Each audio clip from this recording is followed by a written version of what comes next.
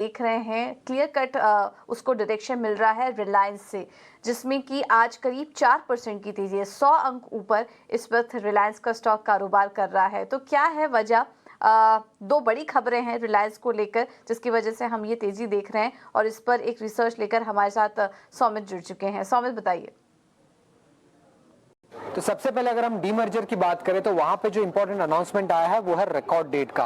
अब 20 जुलाई का record date बताया है रिलायंस इंडस्ट्रीज ने, और 20 जुलाई को जो रिलायंस स्ट्रेटेजिक इन्वेस्टमेंट है ये कंपनी से डीमर्ज हो जाएगा। अभी रिलायंस स्ट्रेटेजिक इन्वेस्टमेंट और कोई नहीं बट जियो फाइनेंशियल ही है, आगे चल के इसका नाम बदल जाएगा। अब जो शेयर स्वैप रेशियो डिसाइड किया था पहले कंपनी ने वो 1:1 का था। इसका मतलब ये है कि रिलायंस इंडस्ट्रीज के एक शेयर के बदले आपको जियो फाइनेंशियल का एक शेयर मिलेगा।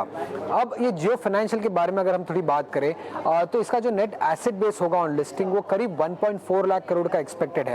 अब ये 1.4 लाख करोड़ में क्या है, 1.1 लाख करोड़ तो रिलायंस इंडस्ट्रीज के शेयर्स ही है। अब कंपनी ने पहले ही बताया था कि जियो फाइनेंशियल्स में 6.1% इक्विटी जो है रिलायंस इंडस्ट्रीज के ट्रेजरी शेयर्स का वो मूव कर दिया जाएगा, और ये 6.1% इक्विटी का वैल्यू ही करीब 1.1 लाख करोड़ है। हालांकि अब ये और बढ़ गया होगा क्योंकि आज रिलायंस इंडस्ट्रीज के शेयर प्राइस अगर आप देखेंगे तो 4% ऊपर है। इसके अलावा जो नेट वर्थ होगा वो करीब 28,000 करोड़ का होगा, तो लगभग 1.4 लाख करोड़ का नेट एसेट बेस हो जाएगा। अब अगर आप देखेंगे तो ये नेट 1.4 लाख कितना हो जाता है, करीब 200 रुपया प्रति शेयर का बुक वैल्यू हो जाता है। और एनालिस्ट की वैल्यू अगर आप देखेंगे तो जेपी मॉर्गन इस जियो फाइनेंशियल बिजनेस को करीब 189 के आसपास वैल्यू कर रहे हैं, जबकि जेफरीज जो है वो करीब 179 के आसपास का वैल्यूएशन दे रहे हैं जियो फाइनेंशियल को। अब जब ये डीमर्ज हो जाएगा तब इंडेक्सेस पे क्या इंपैक्ट होगा इसका। निफ्टी में अगर हम बात करें तो डीमर्जर के डेट से 3 दिन तक, लिस्टिंग के डेट तक अगर आप देखेंगे तो जियो फाइनेंशियल जो है वो इंडेक्स का हिस्सा बना रहेगा, और वो कांस्टेंट प्राइस पे बना रहेगा। कांस्टेंट प्राइस क्या है, 20 जुलाई के भाव को अगर आप 19 जुलाई के भाव से माइनस करेंगे तो डिफरेंस प्राइस मिलेगा उसे कांस्टेंट प्राइस बोला जाएगा, और उसी भाव पे जियो फाइनेंशियल ट्रेड करेगा 3 दिन तक लिस्टिंग पे। सेंसेक्स की अगर हम बात करें तो अभी के रेगुलेशंस के हिसाब से अगर कोई भी स्टॉक में या कोई भी इंडेक्स के कॉन्स्टिट्यूएंट में अगर कोई कॉर्पोरेट एक्शन होता है तो वो स्टॉक इंडेक्स से बाहर निकल जाना चाहिए।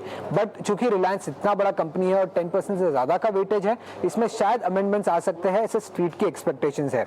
एमएससीआई की अगर हम बात करें तो एमएससीआई में एक कॉन्स्टिट्यूएंट बना रहेगा और ये जियो फाइनेंशियल। और फिटसी की अगर हम बात करें तो फिटसी में ये जो स्टॉक है वो इंडेक्स का कॉन्स्टिट्यूएंट तभी बना रहेगा अगर 20 दिन में डीमर्जर के बाद अगर इस स्टॉक में ट्रेडिंग शुरू होता है तो ही। अगर नहीं ट्रेडिंग शुरू हुआ तो जियो फाइनेंशियल फिटसी इंडेक्स का हिस्सा नहीं बना रहेगा।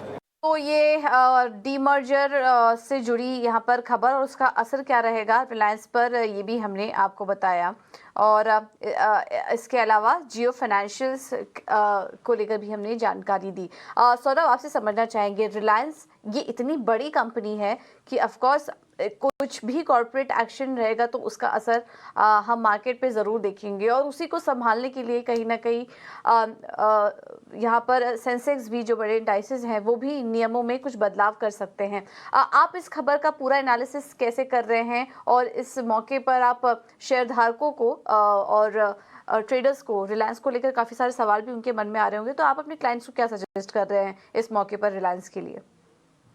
देखिए, जो पहले जो लग रहा था कि जब रिलायंस में से डीमर्जर होगा तो शायद वो इंडेक्स का पार्ट उसकी एफ-एंड-ओ से लिस्टिंग हट जाएगी और इंडेक्स से हट जाएगा, तो सेलिंग आएगी। ये बहुत अटकलें काफ़ी पहले चल रही थी, जिसकी वजह से हमने देखा कि रिलायंस परफॉर्म नहीं कर रहा था और फ्रेश लोज़ भी बनाए, तकरीबन ₹2200 स्टॉक आ गया था। लेकिन उसके बाद जब ये खबर आई कि थोड़ा-सा इसमें इसके जो रूल्स हैं, लिस्टिंग के रूल्स हैं डीमर्जर के लिए, रिलायंस के लिए बदले जाएँगे, क्योंकि ये देश की सबसे बड़ी कंपनी है, जहाँ पर बहुत पैसा लगा हुआ है, तो वहाँ पर इसका हमने पॉजिटिव रूप में आते हुए देखा। और खास बात ये है कि रिलायंस के सारे बिजनेस अभी डीमर्ज होने हैं, तो काफी वैल्यू अनलॉकिंग है। मुझे लगता है कि लंबे जो अवधि के निवेशक हैं, जो रिलायंस में कई सालों से बैठे हुए हैं, जो या फिर जो रिलायंस धीरे धीरे करके इकट्ठा करते रहते हैं एक वेल्थ क्रिएशन के लिए, तो उनके लिए तो मुझे लगता है कि ये अपॉर्चुनिटी हमेशा रहती है रिलायंस में। और अभी भी ये डीमर्जर एक्सरसाइज से मुझे लगता है कि वैल्यू अनलॉकिंग होगी, क्योंकि फ्यूचर में और भी बिजनेस अलग होंगे, जिससे जो ओवरऑल वैल्यू है शेयर होल्डर्स के लिए वो बढ़ेगी। तो मेरी समझ से तो